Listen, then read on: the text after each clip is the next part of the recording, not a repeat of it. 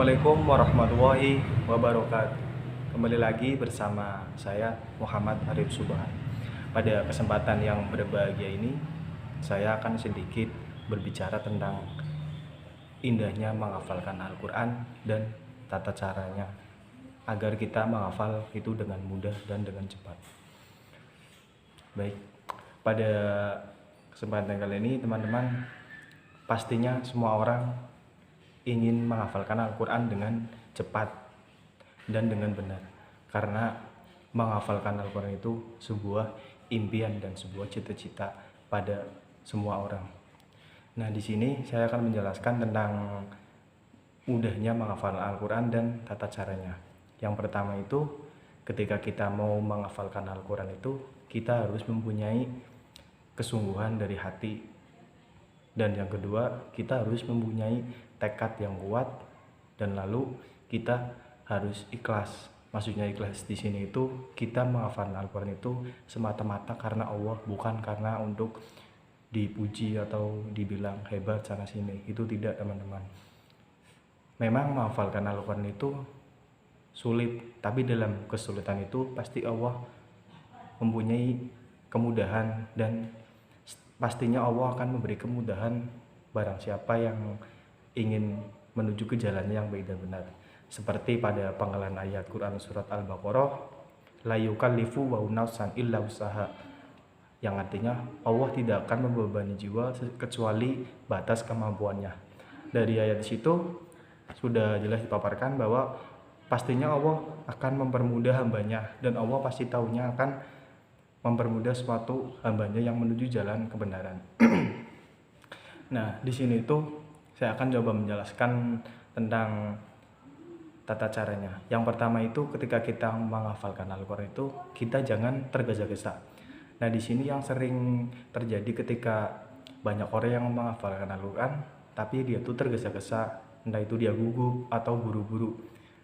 Sebetulnya itu kita harus santai, rileks. Lalu selanjutnya itu, waktu itu sangat penting, teman-teman. Ketika kita mau menghafalkan Al-Quran, kita juga harus melihat situasi dan kondisi. Jadi dengan situasi dan kondisi, kita akan lebih cepat menghafalnya. Seperti kondisi waktu malam. Kalau malam itu kan sunyi, atau jam-jam tertentu yang menurut teman-teman itu pas dan cocok, ya mungkin itu waktunya kita menghafalkan.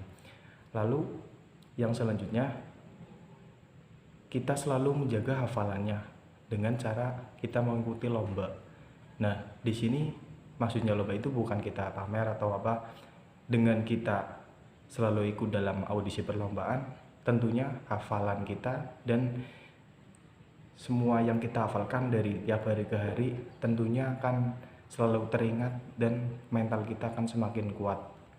Nah, yang selanjutnya, pelajari juga artinya. Di samping kita juga menghafalkan ayatnya, kita juga menghafalkan artinya. Lalu selanjutnya, tentang hafalannya agar kita tidak selalu lupa itu, kita kalau menghafalkan Al-Quran itu kita kayak istiqomah gitu. Misalnya ayat ini ya ayat ini dulu, jangan ayat ini lalu pindah ke ayat lain. Nantinya semua yang kita ingat tuh akan lupa dan bingung. Jadi kalau kita mau menghafalkan Al-Quran itu, kita jangan berpindah-pindah ayat. Jadi harus istiqomah dulu sampai ayat itu kita hafal. Baik teman-teman, tentunya menghafal Al-Quran itu sesuatu impian yang sangat dimimpikan bagi kalangan umat muslim. Karena kelak di akhirat, ketika kita sebagai seorang anak mampu menghafalkan Al-Quran, tentunya kita akan menghadiahi sebuah mahkota di atas kepala orang tua kita. Kiranya cukup sekian dari apa yang saya omongkan.